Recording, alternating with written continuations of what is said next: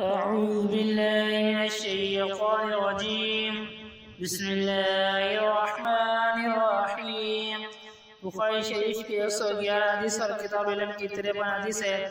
قال حدثنا محمد بن سلام قال أخبرنا وكيع عن سفيان عن مطرف عن الشعبي عن أبي جحيفة قال قلت لعلي هل عندكم كتاب قال لا إلا كتاب الله أو فهم أعطيه رجل مسلم أو ما في هذه الصحيفة قال قلتم فما في هذه الصحيفة قال لا أقول فقاق الأسير ولا يقتل مسلم بكافر۔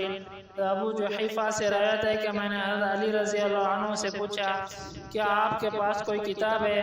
آپ رضی اللہ عنہ نے فرمایا میرے پاس اللہ کی کتاب قرآن پاک، اس کی سمجھ جو ہر مسلمان کے پاس ہوتی ہے، اور اسے صحیفے کے سوا اور کچھ نہیں۔ میں نے پوچھا ایسے صحیفے میں کیا ہے؟